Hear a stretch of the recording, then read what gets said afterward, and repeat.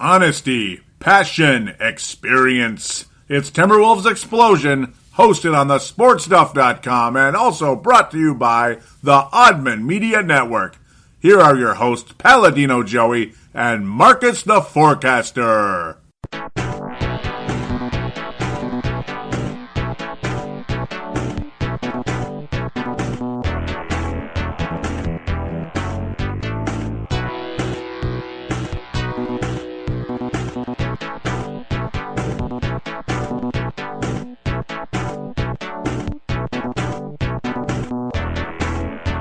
Hello again, Timberwolves fans. Are you ready for the explosion of Timberwolves basketball?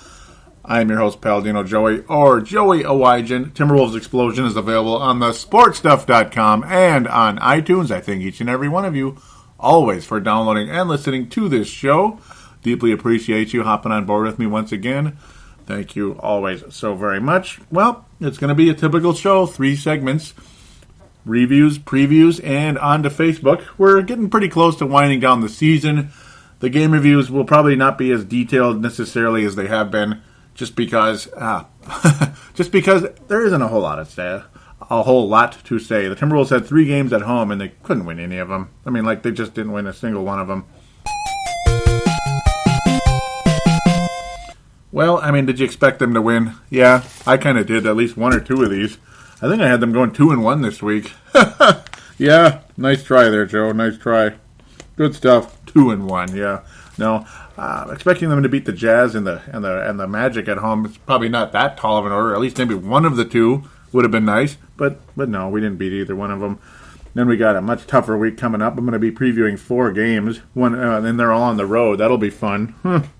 So it's like literally the shows coincide with if the Wolves are at home or on the road in these last 3 weeks of the season, we'll call them. Yeah, the last 3 weeks. We had the 3-game homestand this week, 4-game road trip next week, and then we wrap up with 2 games at home against New Orleans and Oklahoma. Yeah, I don't know if I see another victory on the schedule this year, guys. We'll probably win one more. And I'm staring at it right now. Looks like the Wolves are going to wrap up with either 17 or 18 wins on the season, so less than 20 wins. Flip Saunders will, it'll be the first time he never won 20 games. So there it is that he had a non-20 win season.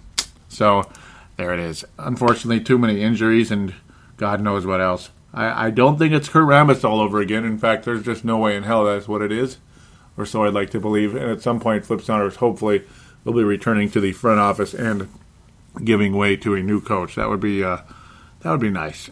I would have no problem with that if such a thing took place. Though it looks like Mr. Glenn Taylor's not going to be pushing Flip to do that. So, well, okay. I'm glad that I'm glad for him, I suppose. I don't know where to go with that. Other than I'd prefer that Flip Saunders is not. I prefer Flip Saunders is not the head coach long term of this team, and I don't think he will be. But there's no hints of where he's headed at this point. I'm not sure where to go with that. Let's just jump into the game reviews. Minnesota Timberwolves host, of course, the Utah Jazz on Monday, March 30th. We wrap up the month of March with another loss, a 20-point loss at home to the Utah Jazz. Quite similar to the game I went to much earlier in the season, way back on, was it January 2nd, January 3rd with my beautiful fiance, Nun. That was fun. It was fantastic. Fantastic experience to finally get back to a game again and finally take her to a game. It was nice. It was a nice experience in that sense, but the Wolves just came out flat as a pancake, and they finished the game flat as a pancake. Andrew Wiggins very quietly had 20 points in that game. And in this one, the only player that really looked particularly good was Zach Lavine, and nobody shot well in this game. In fact, this was extremely similar to the last game, other than Zach Lavine played much better this time around, and he's playing at shooting guard. And, we'll be having a conversation with Tanae Brown in the fan interaction segment on Facebook about just that. The whole Lorenzo Brown, Zach Lavine dealy, Ricky Rubio. I'll be talking about that as well. I'm just going to save it for now because, you guys probably know what's going on with Rubio and Pekovic. We'll just talk about that in the fan interaction because it's a good time for it. But you look at all the numbers here. This game just sucked, and I'm not going to say a whole lot about it. The Wolves lose by 20 at home to Utah, Yeah, I said that 15 times already. It just sucks just saying it. Trevor Booker, man, he looks pretty good. Another David Kahn special where he drafted him and already had him moving somewhere else. I believe it was the Washington Bullshits. No, yeah, basically. No, the Washington Wizards. They were the Bullshits back then. They were pretty lousy. Yeah. Trevor Booker, 17 points, 13 rebounds. He was kind of slow to develop, but a really nice game there. Gobert was fantastic. Really, there's two things that are positive about this one, but I'll mention the negative really quick first, just to get it out of the way to appeal to some of you that are sick of my negative conversation. Even though I've been fairly chill about it this year, other than you get, because it's kind of like you get the idea. Yeah, I'm not gonna sugarcoat a damn thing. Hell no, and you know that. Field goal percentage sucked major. You know what? 37% if you round it up. Oh, isn't that nice of me? See, I'm positive.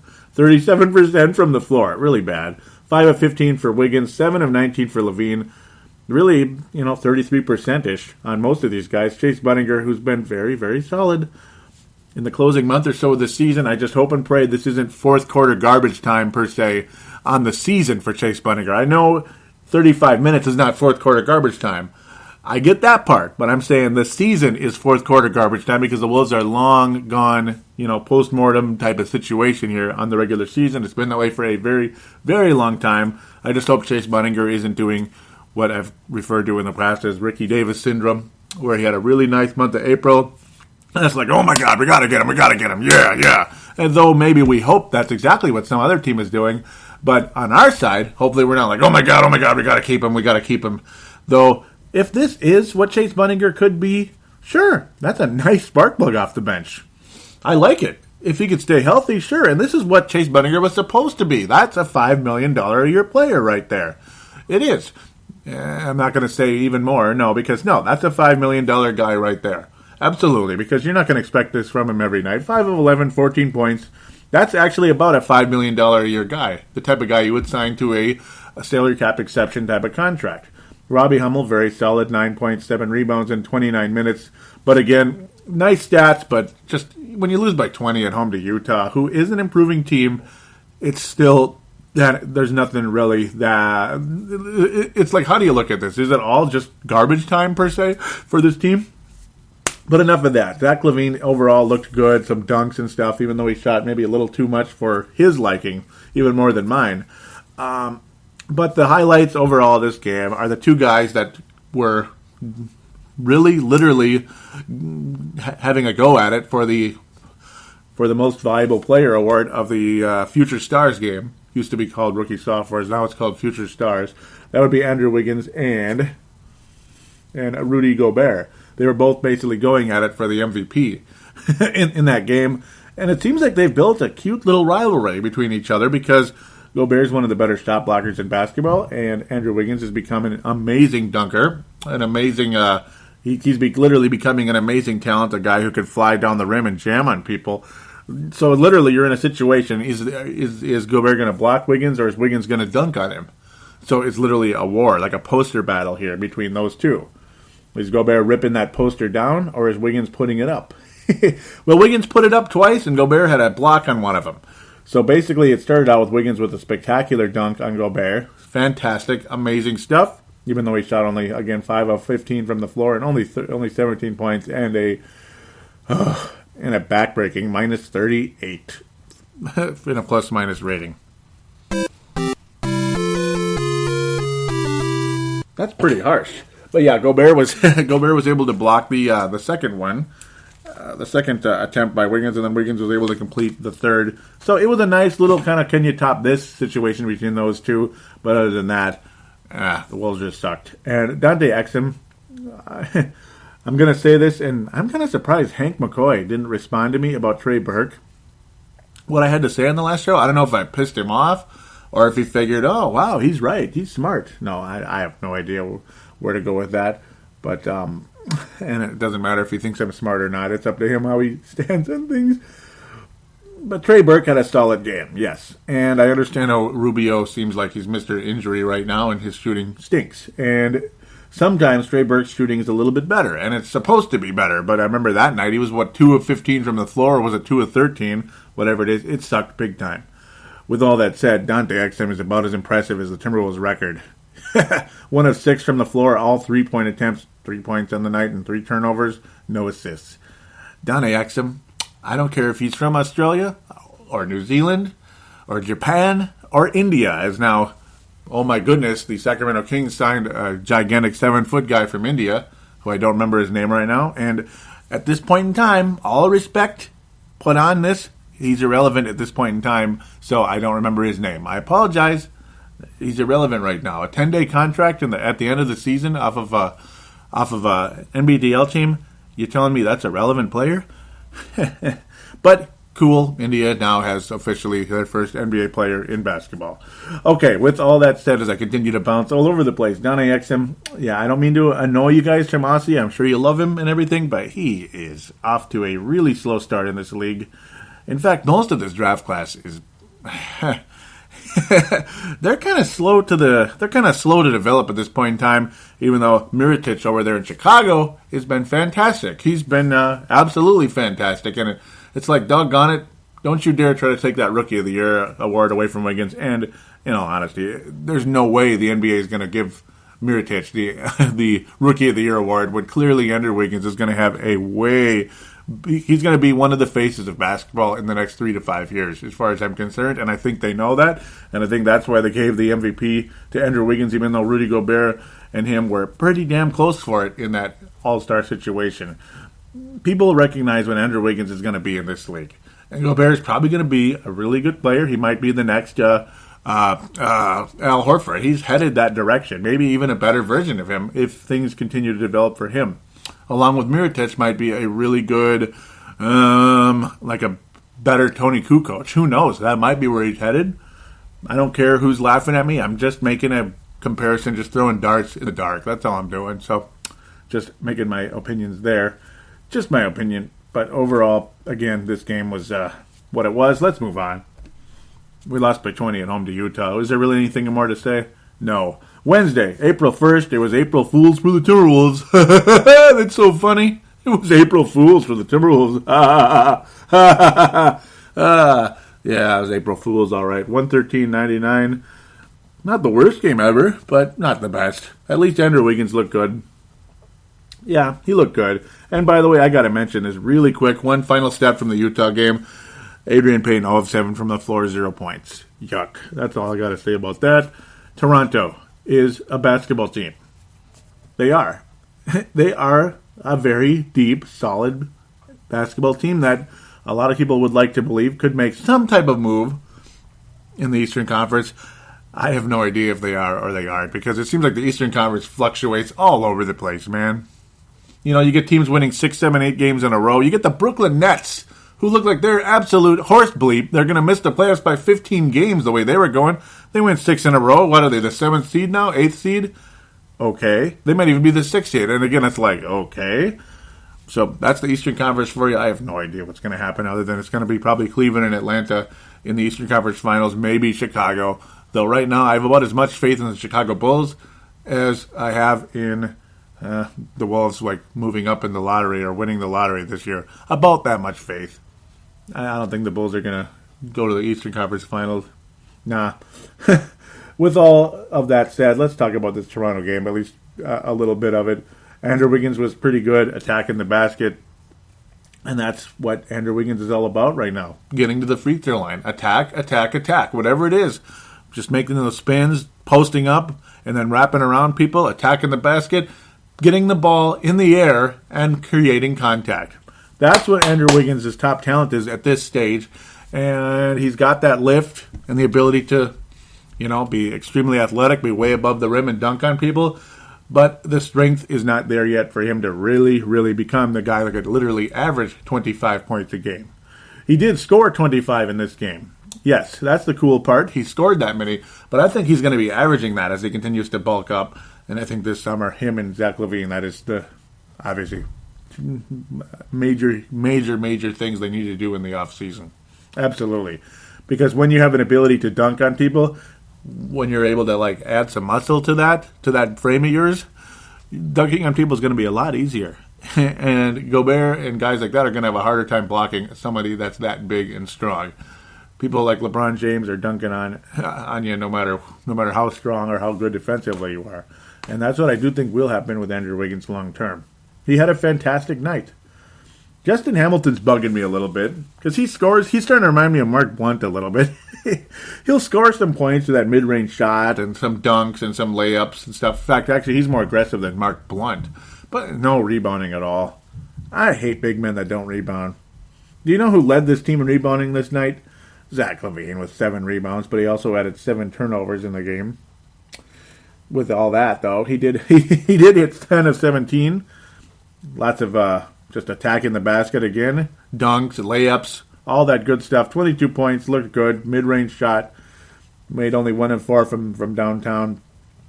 Chase Budinger, 19 points off the bench. 37 minutes, by the way, for Chase Budinger. That's quite a few minutes off the bench. 19 points. Again, another really nice effort out of Chase Budinger. And I won't repeat myself again, other than I just hope he's not, fourth quarter garbage time. Yeah, Anthony Bennett played well against his hometown team, even though it wasn't in the hometown. 8 points, 4 rebounds in 14 minutes. But overall... I can't remember which game it was now. Oh my God, I can't remember which game it was, and I'm embarrassed. But he had a play this past week where he just kind of flung the ball in the air and it went over. I'm not sure what he was trying to do. I think he thought he was drawing contact or something, and he just flung the ball over the rim. I'm not sure if it got on Shaqtin' a Fool or not, but I got to think that's a Shaqtin' a Fool type of play. It was pretty funny. I could just imagine it. I should watch back in the archives and see if it got on the Shaqtin' a Fool. But overall, again, just a typical Wolves loss, but encouraging signs from Andrew Wiggins and Zach Lavine. Very encouraging signs. A nice late-season effort out of Chase Budinger. It's pretty much the same thing you're going to hear in all of these games the remainder of the season, unless, of course, and then in some cases they may shoot poorly. Like Wiggins just really struggled the other night against Utah, but he played better against Toronto. 25 points, nice effort, and very encouraging long-term for him. The Orlando game really sucked. Friday, April the 3rd, 97-84. Only 84 points again for the Wolves. Not even close to 100. Not even close. But the Magic, amazingly, I won't even say we kept them from 97. They just weren't very good either, really. 97 points. Pretty poor brand of basketball. But Nikola Vucevic, pardon me, that guy's freaking awesome, isn't he? 37 points, 17 rebounds. He was unbelievable. Kind of just getting wasted over there in Orlando because they suck. They're not going anywhere right now. But maybe in the next year or two they will get somewhere with another draft pick or two. Maybe a good move and some development. Alfred Payton looks awfully good too. He's been a nice development for the Orlando Magic. But it's just sad when you lose by as many points as the Wolves did in this game. And Victor Oladipo, who's kind of sort of the face of that franchise, sucked as hard as he did in this game. 4 of 19 from the floor, only 8 points. I mean, he sucked. He was missing everything. Clang, clang, clang. Missed all 6 of his threes. He wishes he made him. Tobias Harris, I barely even know who that is. Barely even know who he is because the Orlando Magic have been about as relevant as the Timberwolves the last 5 years. 25 and 12 effort, made half of his three-pointers. Really strong game for him overall. The Magic shoot too many threes for my liking, but then again, I'm starting to sound like Flip Saunders. Keep shooting them, I suppose, as long as the play is drawn up correctly and you're making them. Because the Wolves' three-point shooting sucked about as bad as anything. And this night, Chase Budinger making 1 of 4, and that was the only guy to make a 3 in the entire night. 1 of 11 from the floor, good for 9% from three-point range for the Timberwolves. Ouch. Nobody really looked good in this game except for Andrew Wiggins. Only 12 field goal attempts, but he got to the free throw line again. Same story, same broken record that you've been hearing the past couple of shows. Andrew Wiggins attacking the basket, being aggressive, getting the free throw line, and making a good number of those. His free throw percentage has dramatically improved during the course of the season. Because remember, it seemed like night in, night out, he was about 50% from the line. It was unbelievable how bad he was at the free throw line back in like November, December, January. It was like, what the hell? We were losing games by like one or 2 points because of that, and it was driving me absolutely bleeping nuts. overall, it was a better shooting night for the Timberwolves because guys like Justin Hamilton, Adrian Payne were getting easy hoops. But nobody really was commanding the floor, though, out there either. Lorenzo Brown reduced all the way down to 9 minutes on the night and no assist. I don't know what Flip's doing there. Because Kevin Martin's back. All of a sudden, we got to put Zach Lavine back at point guard. I don't like it at all. I don't like it. I'd rather have Kevin Martin coming off the bench, to be quite honest, in this situation. Let Lavine continue to develop as the starting shooting guard. Kevin Martin's getting older. He's banged up. He's hurt. Yes, he's had some nice offensive games during the course of the season, but we've won 16 bleeping games this year. Do you understand what's going on? We're not trying to make the playoffs here. Zach Lavine's development is absolutely paramount to the future of this team. He should be starting at shooting guard. He was playing fantastic in that time. You put him back at point guard. He's down to 10 points. 5 assists. Lorenzo Brown would probably have had 9 assists in this game. On a night when guys are making their shots and everything, even Justin Hamilton got 9 rebounds. So there you go. A big man that actually almost got 10 rebounds in the night. It's about bleeping time. Adrian Payne, lots of close-range baskets as well, 6 and 9 from the floor. That was cool. But other than that, it's just a bad game. Bad defense, but worse offense. I don't even know what was going on. Just a 20 turnover night, not aggressive enough. Wiggins was aggressive, but nobody else really was. And the overall passing game, not much to brag about in this game. I put Lorenzo Brown back at point guard. Well, yeah, okay, I'm already spoiling what I'm going to be talking about. I'll get back to it later. But Kevin Martin should not even be starting at this stage. Who cares? What's he going to get offended because he's not playing in these garbage 2 weeks of the season when we're not even close to contending? Who cares? Who cares? He shot 3 of 12 from the floor. Who cares? Seriously, who cares? Plus, if he's on a hot shooting night, give him the minutes. Keep him in there. Fantastic. If he's not shooting well, let Zach Lavine be the starter and give him the major minutes. My God, man. It's not like Kevin Martin's going to be running on the bench with only 9 minutes, but putting Lorenzo Brown to only 9 minutes? I don't know what you're doing, Flip. I really don't know. I don't know what you're doing. Stop putting Zach Lavine at point guard, please.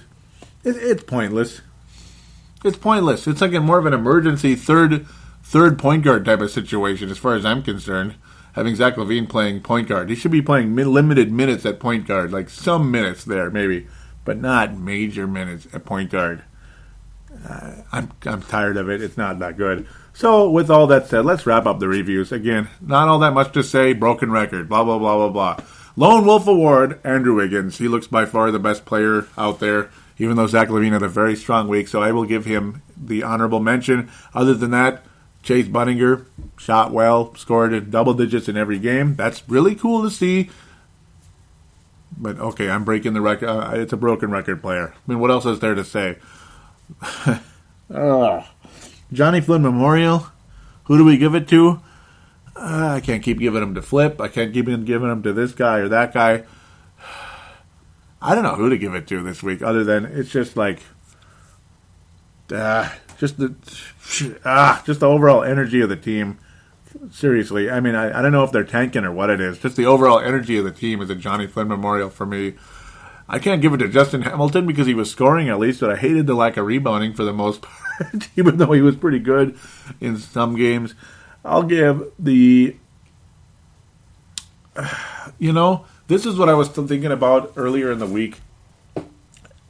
But it's like the more information I get back is on Kevin Garnett, and it's like I'm not going to give it to him, even though I'm like tempted to, because, the information that I was hearing earlier in the week was like, where the hell has he been? And it's not making any sense. So Kevin Garnett hadn't been around, and it's like, he was sick and stuff, but then it's like, where really has he been? He's kind of like really separated himself from the team of late. He hasn't been showing up to any games. It's kind of like Kevin Love all over again.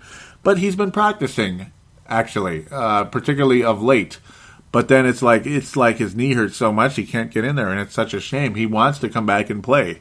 So I can't give it to him other than just overall, again, the injuries, Johnny Flynn Memorial, the injuries, and just the overall lack of effort from the team in general. Lack of lack of energy from this team. I mean, 84 points against Orlando, 84 points against Utah. And then Toronto just kicked our ass overall. Just the overall energy of the team, Johnny Fib Memorial. Segment done. We'll be back for segment number 2 right after this.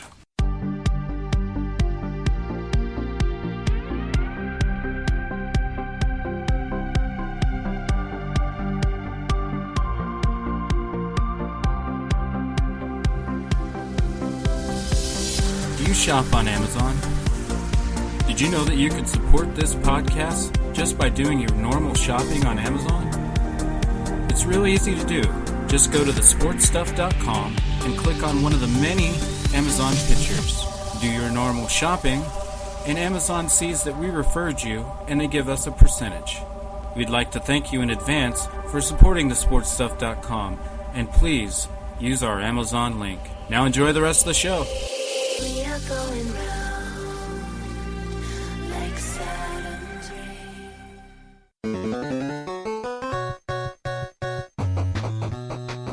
Let's see. The Timberwolves lost by 20, but Andrew Wiggins looks good. He's been driving the lane, and Zach Lavine looks pretty damn good too. Oh, let's see. The Wolves lost by 20 again. Andrew Wiggins looks good, and Zach Lavine looks like he has a nice future.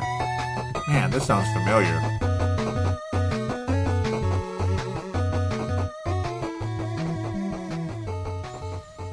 And we are back here on Timberwolves Explosion, segment number 2, previous segment.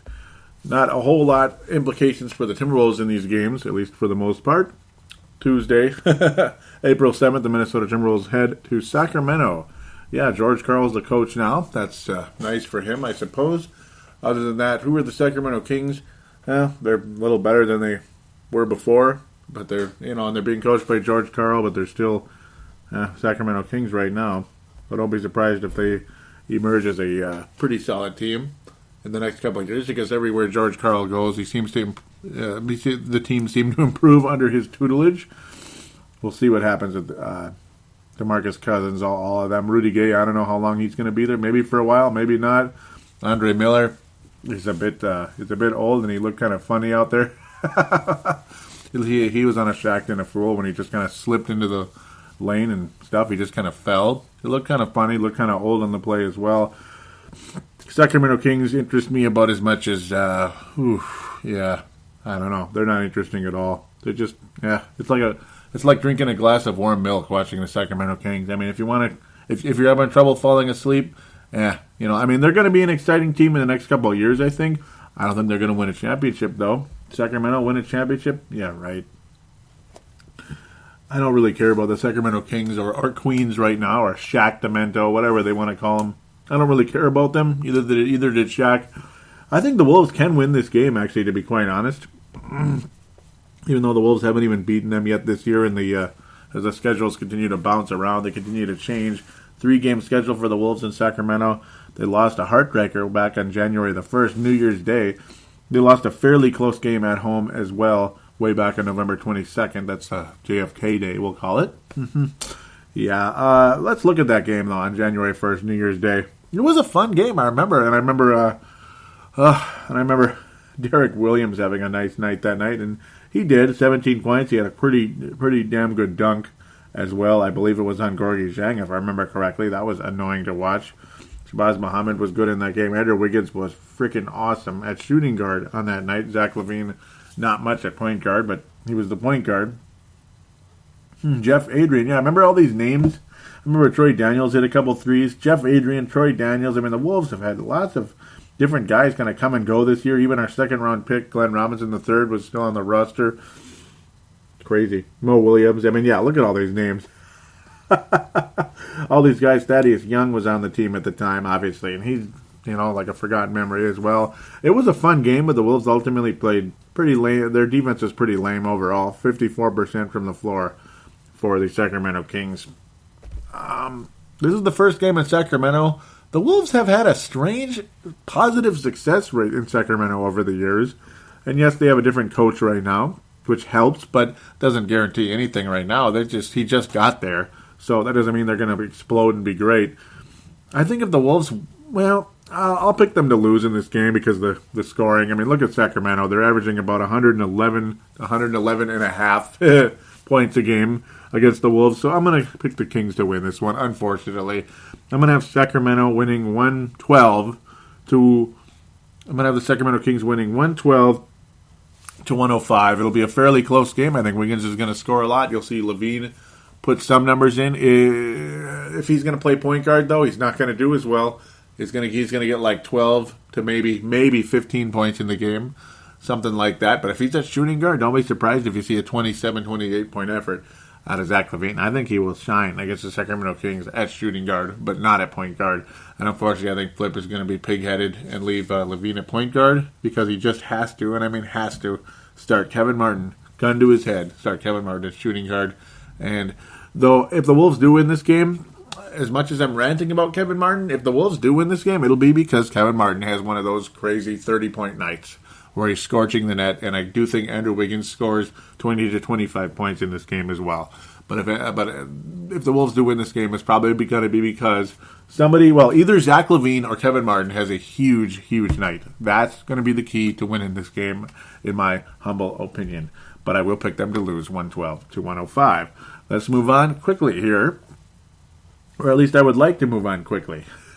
I would love to, wouldn't I? Here we go. Minnesota, Wednesday, April 8th, pack a lunch, back-to-back, going to Portland, Oregon. Yeah, we've had strange success against the Portland Trailblazers on occasion, but those of you out there picking on Yahoo, I'm not sure if anybody listening is any of these people picking on Yahoo. Maybe some of you guys out there. But right now, 100% of people, if it's 5 people, if it's 15, if it's 700, 100% of everybody is picking the Jailblazers to beat the Minnesota Timberwolves. And yes, the Wolves have had a very positive success rate against the Portland Trailblazers this year, which is just stunning. Which both of them were at home, though. And that doesn't necessarily guarantee anything, but both of them were at home. Last time Minnesota played in Portland was way back on November 30th, a 107-93 type of loss. Then Minnesota wins 90-82 on a night where the Blazers looked like they hit a freight train. They were exhausted. They'd been playing many games. They were on a back-to-back, but they'd also been playing several games of late, and they just laid an egg in Target Center. And then the Wolves just scorched them on March the 7th, 121-113. It seems like every year the Wolves have one of those type of games where it's like they're scoring at will. Damian Lillard was fantastic, but he missed a shot late in that game, and they lost. But he was just scorching the net all night. It was freaking ridiculous. Just sick. And he made I forget who he dunked on now. I can't remember who it was. I think it was Garnett. No, I don't remember who it was. It doesn't really matter. Gary Neal was phenomenal in that game. And Marcus was so excited. And Rubio had 15 assists. And Wiggins wasn't spectacular, but he still scored 18, even in a night when he wasn't anything super duper special. Adrian Payne was still new to things, and Lavine was only playing 12 minutes at that point in time. Remember, I was pissed off that Gorgie was coming off the bench and not doing so hot. Kevin Martin, strong shooting night. It was an overall very, very fun night. It was Kevin Martin and Gary Neal especially on that night. Just a phenomenal game, and it was enough to overmatch the Portland Trailblazers. Very fun to watch. Very fun to watch, especially if you like the offensive side of basketball, not the defensive side. Oh, boy. But with all that said, the fact that the Timberwolves have beaten the Blazers twice, and they were both in the Target Center, Wolves do not win this game. No way in hell are the Portland Trailblazers going to allow the Timberwolves to win the season series against them. The Blazers are winning the Northwest Division by 8.5 games. And that's because, well, the Oklahoma City Thunder have been snakebit this season beyond human recognition.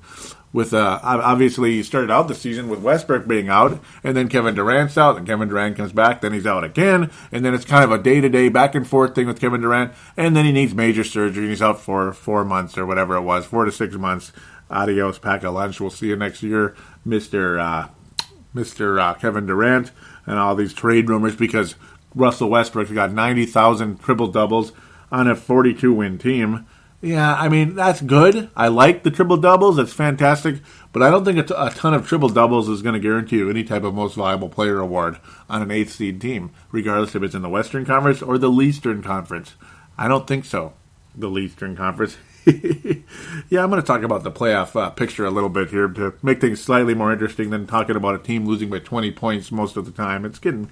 Yeah, I mean, it's not the most exciting topic in the world, even though I'm going to continue to cover this team. But yeah, the Blazers are going to win the division. They're going to have a nice a nice chance to get somewhere in the playoffs, hopefully for them, for their sake this year, even though I don't like that team. And and outside of Tristan Mayer, I can't stand Blazers fans, or Denver Nuggets fans for that matter. Outside of Tristan Mayer, I love that guy. He's very cool, but I hate the Blazers and their fan base. Tristan Mayer, very respectful, very knowledgeable about the game of basketball. Got nothing bad to say about the guy. Nothing. So, at least in the basketball side of things, right? I'm so mean. Yeah, because, I don't really know all too much outside of that about him. So, yeah, just to be fair. Because, yeah, not many necessarily know me that well outside of basketball either. Other than I'm just a really, really nice guy, aren't I? But the Blazers, yeah, oh my God. Yeah, they're going to roll over the Timberwolves. They're only 34 games better than the Wolves. So, yeah, they'll win this game. I'm going to pick a pretty ugly score, like 120 to 100. It's going to be something like that. I think they're going to roll all over us. We're going to hate it, and it's going to be what it is. With all of that said, I don't think the LA Lakers are going to win the season series against the Timberwolves. Friday, April the 10th in Los Angeles, California, as Chick Hearn once said back in the day. The great Chick Hearn. Los Angeles Lakers, will it be a season series victory for the Los Angeles Lakers, or will the Minnesota Timberwolves tie the series? I think the Minnesota Timberwolves tie the series. I don't think the Los Angeles Lakers are going to roll over the Wolves in this one. They've had some entertaining, close games against these teams, except Sunday, December the 14th. The Wolves were within 6 with the whole game. The Lakers were winning that one. It was really lame. And Kobe Bryant got his, he became the third all-time leading scorer in the history of basketball. Congratulations, obviously, at that point. But Kobe, talk about getting snake-picked with injuries. Oh, man, it's a shame. He's a Mercedes with a bad transmission right now, and that sucks. Yeah, boy, just like Nikola Pekovic. Yeah, that guy. But, every single game has been fairly close, especially the one in Los Angeles and the one in Minneapolis, Wednesday, March 25th, but way back on November 28th. That was a fun game. Kobe missing a 3 at the buzzer. And it's like, man, how many millions of times have we seen Kobe hit a late shot against the Wolves and it's game over, or a late shot against everybody else, pretty much, including even the Pistons. He helped them win their only game in that series in 2004. Sorry, Vince. Wednesday, March 25th, though, the Lakers outlasted the Wolves in overtime and Target Center. I think the Wolves finished this season series with a tie. And amazingly, this will be on NBA TV. Wow. And I bet a lot of people thought it was going to be Rookie of the Year with a wonderful point guard getting his 11 assists a game, and maybe this rookie last year that was a bust having a resurgence of a season. All that good stuff. Gorgie Zhang, Shabazz Muhammad, Kobe Bryant's going to be there. Steve Nash might even. No. So at least Andrew Wiggins is there, and you get to see Clarkson, and yeah. I mean, will we even see Nick Young in this game? I don't know, but they're the two worst teams in the Western Conference. Yeah, two worst teams in the Western Conference. Nick Young. Yeah, I mean, I don't even know if he's gonna. Yeah, I mean, you get to see Jeremy Lin and Jordan Clarkson. Yeah. Yeah, isn't that great? You get to see Hill, you get to see Carlos Boozer, Wesley Johnson. You know, Wayne Ellington's going to display what he can do out there. But, well, or at least maybe. No, I don't think you're going to be seeing Wayne Ellington either. He's out with a separated shoulder. Probably patting himself on the back because he hit a couple threes against the Wolves. That's probably how he separated his shoulder. That's about it.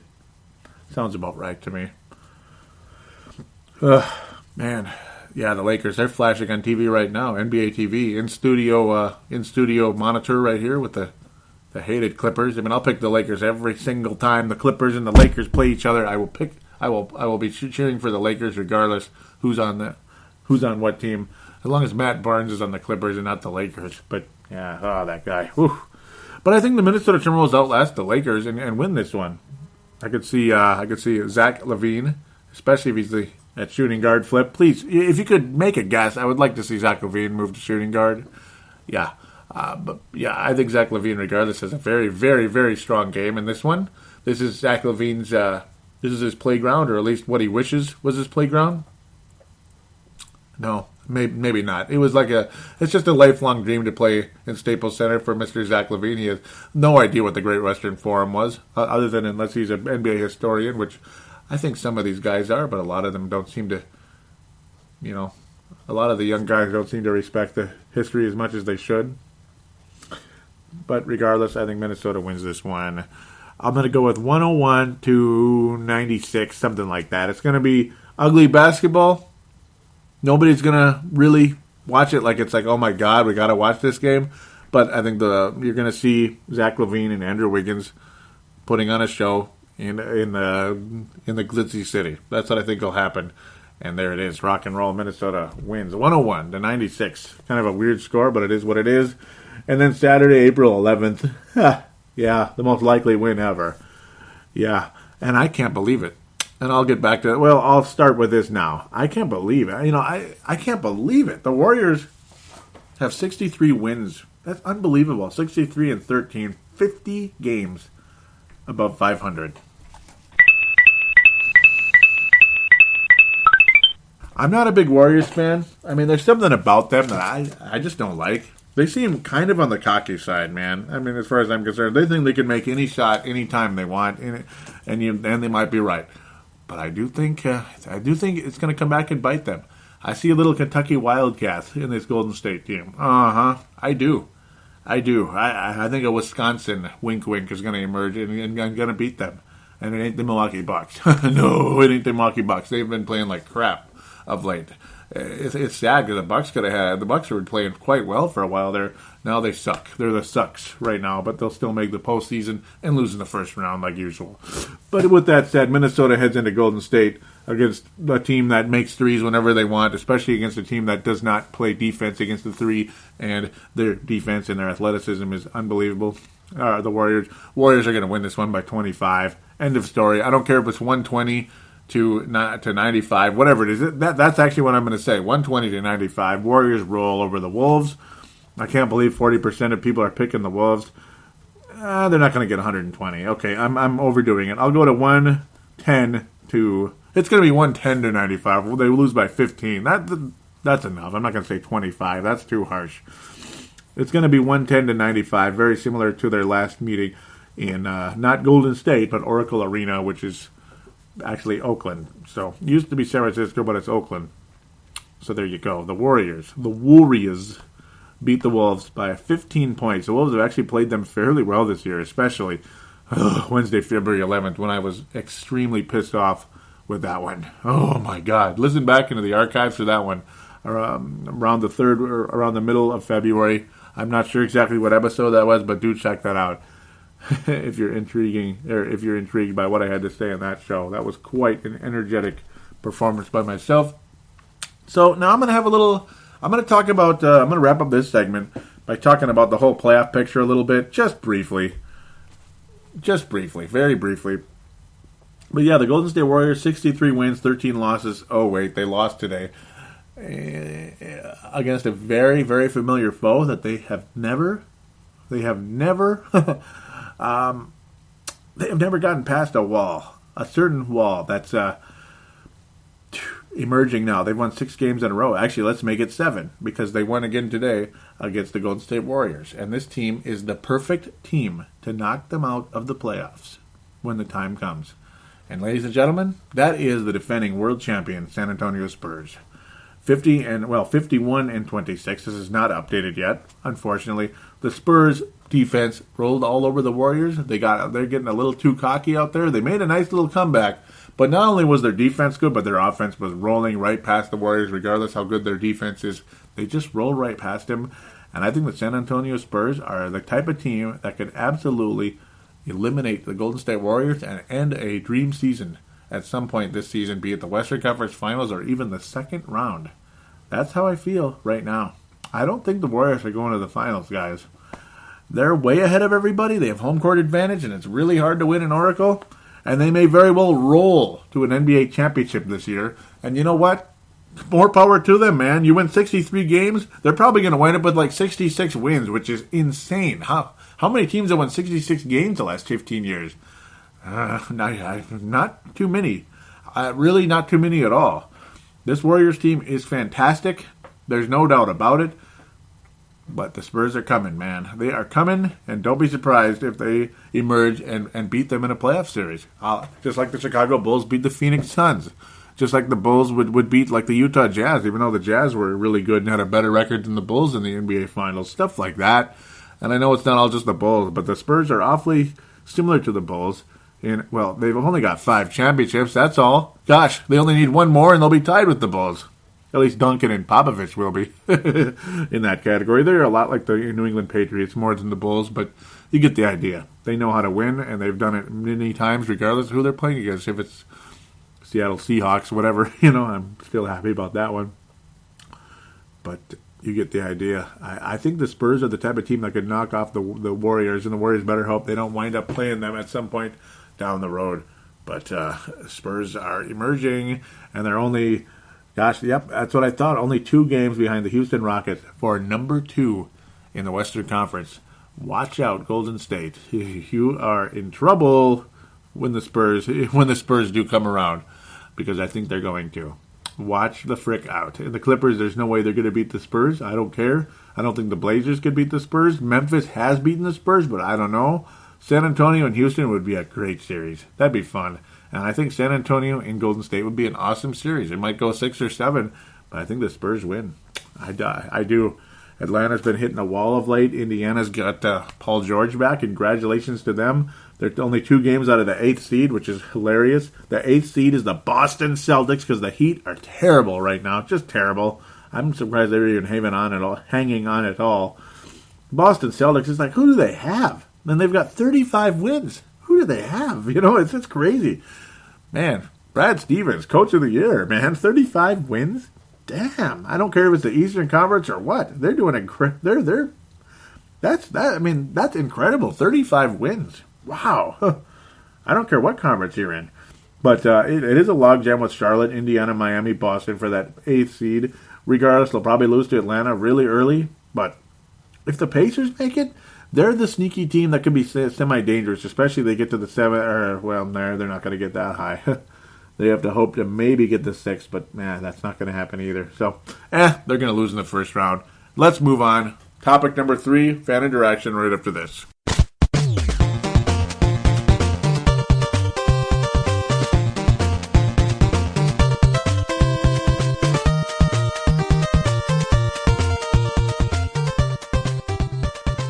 And we are back here on Timberwolves Explosion, segment number 3, final segment, fan interaction. Welcome back aboard. Facebook page, simply look up Timberwolves Explosion on the Facebook on Facebook in the search bar. Simply type in Timberwolves Explosion and click on the one that says Company, Not Group. Company, Not Group. Simply click like and get on board and post, say something, comment, whatever it is, even if it's a couple words. Like a new a guy that's joined in recently, it sounds like he's been listening for a while. And I forgot to shout out to him last time because he was kind enough to comment this. When I posted up episode number 144, this is 146 already. You're saying, great show as always, sir. This is Robert Alger. Robert Alger. Great show as always, sir. Oh, thank you very much, and nice to meet you, Robert. I'm really, really pleased that you listen to this show, and sounds like you like it, and that means a lot to me. It really does. I would never take it for granted. And that was when I posted up that episode 144, The Dog Days, is available. This one's going to be called Broken Record. No doubt about it. That's the theme. It's been a broken record, but at least parts of the broken record are positive. Like, Andrew Wiggins being good. It's just the losing by 20 part's a little bit tough to swallow sometimes. So now, a couple of news items that are not news. It's just a conversation. Nobody commented on this one. Maybe because everybody figured it was going on, but I'm sure there'll be some posts in there somewhere. Pekovic, as I predicted, because I did predict it on the last show, that they're going to shut down Pekovic for the remainder of the season, and they do it. They did. They absolutely did, and I'm not surprised. It's the right thing to do. Apparently, he's going to have Achilles surgery. That's a big deal. I personally don't believe, and I was saying this too as well, I think next season is going to be Pekovic's last in the NBA. That's just my opinion. If I'm wrong, great. Good for Pekovic. Fantastic. Maybe he ends up being a nice, solid player for us, or maybe he ends up being one of those just annoying, injury-riddled guys that plays just enough, Like he plays his 12 games or 20 games or 35 games or whatever it is. Plays just enough to hang on and tease us. Like, oh, maybe next year. Oh, better luck next year, big boy. Great. That's fantastic.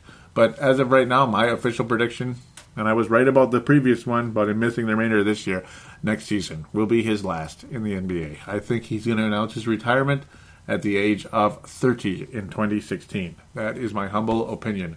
And that's not unusual that a oft-injured center at the age of 30 announces his retirement at age 30. It's not as unusual as you might think, and that is quite unfortunate. So let's move on to the next guy who's just been injury-riddled all season, played only 22 games this year due to one injury after another, starting off way back against the Orlando Magic in early November, way back. And that's a guy that was just plagued by the worst ankle injury ever because there was more damage than just the ankle. There was pulling in the tendons of the foot.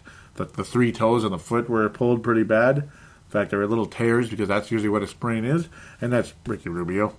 Long story longer, pardon me. He will not return either this season. Wise choice. Wise decision. Why bring him back? Just why bring him back? Let the friggin' thing heal. Enough's enough. Just let the guy heal. It just was getting ridiculous, and that's it. He will not return the remainder of the year. Vince Germano, of course, the co-host, the people's champ of the wonderful, and I haven't been shouting out to them as much as I should. Yeah, I've been kind of casually shouting out, but I got to have a more open one here. The Courtside Podcast, absolutely fantastic. Hank McCoy, Alpha Dog Hank McCoy, and the people's champ Vince Germano, Sherlock Holmes, and John Watson. Oh, yeah, of basketball radio, without a doubt. They're absolutely fantastic.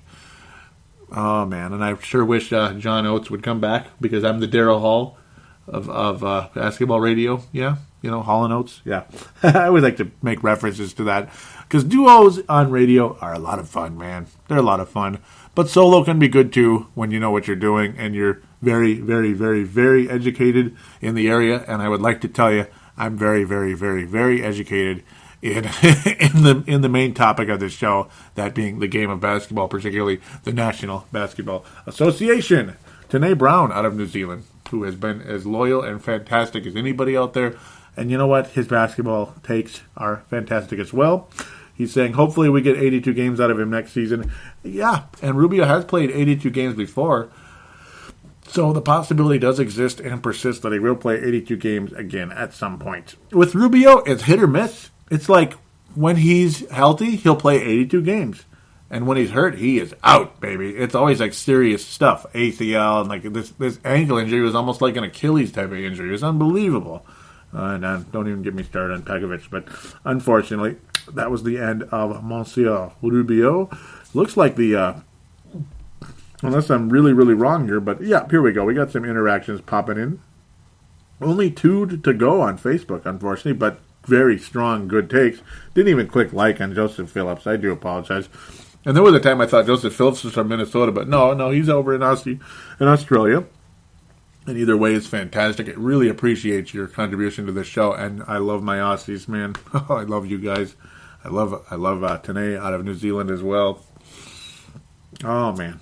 Brett Walters was posting for a while. I know he's from Minnesota, so shout out to you, Brett, if you're listening.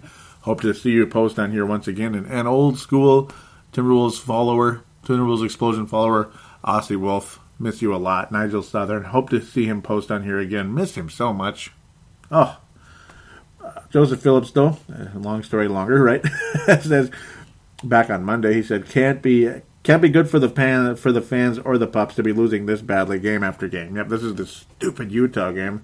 Still, it has to be done. Yep, love watching our boys Exum and Ingles. But Exum sucks, man. No, no, he doesn't suck. He's just very slow out of the gate. And I gave him a hard time, and I bet you I'm going to get some negative feedback for it. And I'm not trying to be a jerk. I'm not impressed with him at all yet.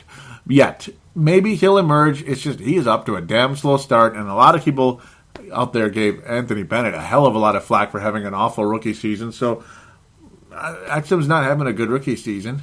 He's not. Marcus Smart isn't having a particularly good rookie season either. So I'm not that impressed yet, but we'll see. Okay, anyhow. Pardon me. Can't believe where am I? Can't believe the press here, that being an Aussie, is talking about the Aussies led by these two and Deladova. I can't even say it. Deladova taking a podium spot at the Olympics, though. Yeah, I'm not sure either. What they're doing over there. Yep, that's. I hear you, Joseph. I hear you, or Joe. I don't know. Well, Danae Brown bringing a couple of topics, and this is fantastic. That's gold star right here for you. Absolutely, I love this. This is a Hank McCoy type question, and Danae's brought in a couple of these as well, and it's like I love this stuff. So I better get to it already, right? Got a couple of questions for you, Joey. Assuming Budinger picks up his player option for next season, what sort of player would you like to see the Wolves trade him for, or would you rather they keep him?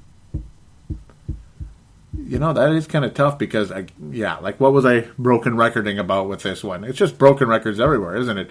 What was I saying for the longest time in the first segment? Is this just fourth quarter garbage time that's making him better?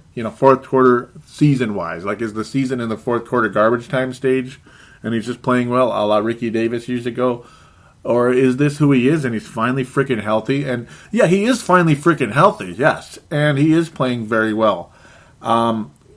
He's only got 1 year left, so it kind of depends on what teams are going to offer. And if the offer is almost nothing, then just keep him and hope for the best because it's only 1 more year. But if somebody out there is very interested in him and is willing to give up a protected first round pick or something, which I really doubt it, but hey, I mean, it's not like Adrian Payne is the best player ever or anything. We give up a protected pick for him. If somebody give up a protected pick for him, or even a high second round pick, offered us a high second round pick for Chase Budinger, I'd very much explore that. Yes, I would very much explore that. Particularly, you can get rid of the $5 million, or maybe you can bring in another Gary Neal type of guy in here. Perhaps, possibly. Here we go. Possibly. Should I? I think we're going to get a center in the draft. I'm very happy with Gorgie. I think Pekovic is done after next year. So it could be the perfect storm for the Timberwolves in the draft if we wind up with 1 or 2, because we will have a starting center with that pick. A starting center, unless he's a bust of the decade. But then again, there have been a lot of busts, haven't there? You're not going to get an elite power forward for him. So I'll say, hopefully, you could maybe get a backup point guard or just a high second-round pick or some protected first-round pick, maybe it's a really protected pick where you can only get it if it's 26th overall or something, one of those type of trades. Maybe with somebody like a Golden State or something. You get the 31st or 30th pick in the first round or something for him. Okay, maybe Golden State wants to get another shooter on their roster, something like that. Sure, I would. That's about what I would look for Chase Budinger. That's about what I'd look for. Or if you just want to free up cap space and get a trade exception, whatever it is. But that's where I am there on Chase Budinger. Yeah, that's a bit too many picks. But yeah, I mean, if it's something like that, I would go for it. And if it's just absolutely nothing whatsoever, then if there's then just keep him and go through it next year. And maybe he's nice, maybe he's solid. Maybe you bring him back at a cheaper price. Because injuries were a problem for the guy. Don't sign him to another 3-year deal for $5 million a year, unless that would be kind of crazy. Okay, question number 2: if the Wolves end up with the number 1 pick, who do they pick, or do they trade down? Well, the question was brought up to me last week, and my research has gained a little bit, and it's only focusing on these 2 guys. I like Towns a lot, but I like Okafor more, and he reminds me of a Tim Duncan type of player. I think he's going to have long-term, stretched out, long-term success in the NBA. I think he's going to be a very, very, very good player in the NBA for many years at the center position, maybe even power forward, or maybe you move Gorgie over to power forward, since we may need a power forward in the future. Maybe Adrian Payne isn't the answer. That's something I would not mind at all if they did that, or maybe... Who knows what's going to happen? Who knows what's going to happen? But I would consider that. Adrian Payne, Gorgie, guys like that at power forward. Jahlil Okafor at center. I think the Wolves' future would be just unbelievably bright. Unbelievably bright.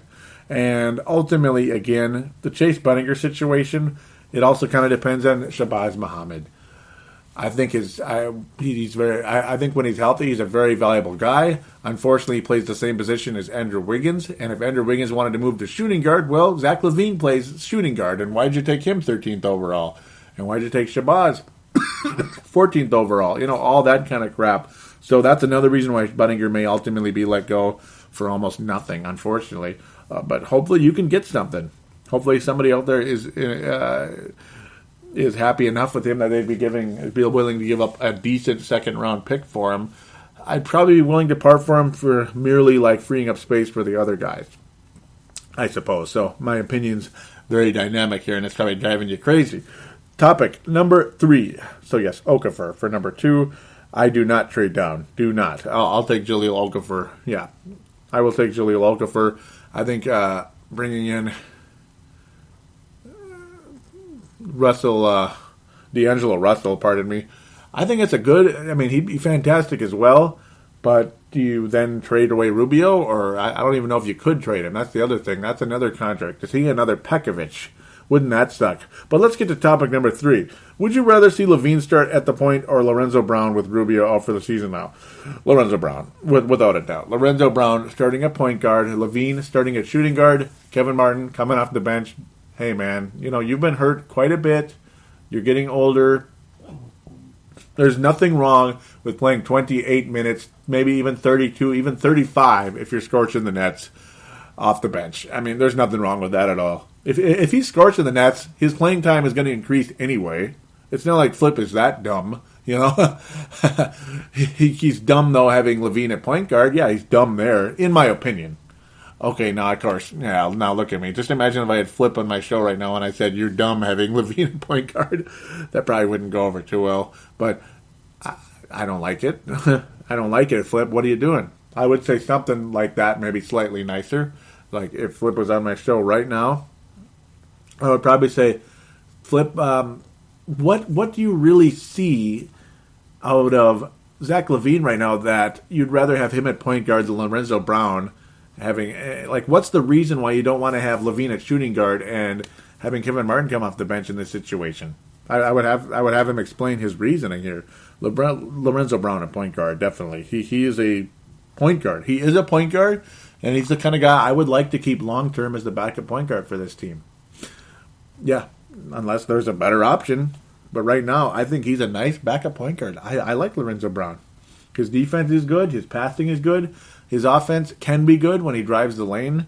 Sometimes he gets stuffed, but sometimes he's good, and he's young enough that he could get a lot bigger as well. And, of course, he was a second-round pick last year. It would be like if we got Glenn Robinson the third back, which might happen. You never know. We let him go. We were able to get him back. That was kind of cool. I hope Lorenzo Brown is on the roster next season, to be quite frank. He's a nice backup point guard. Keep him. All right, Tanae Brown wrapping this section up with, I hope you and all the other listeners had a good Easter. I did, and it's still Easter right now. Late, but it's still Easter, and I'd like to wish you a happy Easter as well, Tanae Brown, and I would like all of you out there, again, a happy Easter. I probably should have said that at the beginning of the first segment, like at the beginning of the show. That might have been nice. But, yeah, happy Easter to everybody. It's not like I can't say it at all. So, thank you all very much again for your listenership. And, I mean, I do celebrate Easter, and I do appreciate it. And it's kind of one of those fun, parts of the year where, certain holidays, there is a holiday that literally, unofficially starts the different seasons. For me, for a lot of people, you think Easter unofficially starts spring, even though it's after spring started in the calendar. Memorial Day is before summer, but in a lot of ways it starts summer. Labor Day is before fall, but ultimately it starts fall in a lot of ways because of school's starting up again. And Thanksgiving, for me, starts winter. Yeah, so there you go. Anyhow, random, weird conversation there. I hope I didn't annoy anybody too much with that. On to Wolves Explosion. That's at Wolves Explosion for the Twitter account. Not sure if there's a whole lot of interactions, mostly just favorites and such. Yeah, that's all it is. Just favorites and such. And you know what? Those favorites are as valuable as it gets. Thank you very much. Thank you very, very much. Tanae. Yep, Tanae on Twitter. Vince on Twitter at Vinrock44. I should give out, as long as he doesn't remind. Yep, at Tanae. TAHNAE Wilson Bro. So yeah, give him a follow. I'm sure he doesn't mind that. It makes him feel good, I'm sure. Yeah, give him a follow on Twitter. And, he didn't, he just did it on Facebook this week, but that's okay. That would be Mr. Kamel Hilton over in Toronto, Ontario, who's been shouting out to me and retweeting. He didn't this week, but hopefully he will again at some point. But yeah, did give me the share on Facebook. Greatly appreciated. Thank you very much, you guys, for that. It's showing your friends out there in context that Timberwolves Explosion exists, and please do check it out. I really appreciate that you're doing that. And those of you out there as well, those of you that maybe I don't know your name, or maybe I do know your name, but you haven't been, but maybe you could help me out, tell a friend or so about the show. It only helps. I mean, ultimately, you guys are the foundation, and I really appreciate you. It's nice to build on the foundation, add more pieces. There's nothing wrong with that. It's how the show is going to grow. It's how hopefully we can build funds, get this show off the ground, get maybe a better microphone, this and that. I could afford like a better computer, stuff like that. Even though I got a better one working now than I did before, I got it fixed up. That's helpful. All that good stuff, though. If you could give me a positive rating on iTunes, it'd be greatly appreciated. Anything from a 5-star all the way down to a 3-star rating, hey, it doesn't hurt. I really appreciate the reviews. If you would be willing to do that, say what you like about the show, even what you'd like improved on there. Really appreciate you very much. I'll be kind enough to shout out to you and say thank you so very much right here on the show. And there it is. That should pretty much put the wraps on this episode. I want to thank you all again for listening. We'll be back to talk more Timberwolves and more playoff scenario on the next show as well. And we'll get deeper and deeper into the draft. Still kind of quiet right now. Just want to wrap up this regular season. Just get it out of the way. And then it'll be pretty much all draft and maybe some free agency talk with the Wolves and playoff situations in the National Basketball Association. Until then, I want to wish all of you a wonderful week and do take care.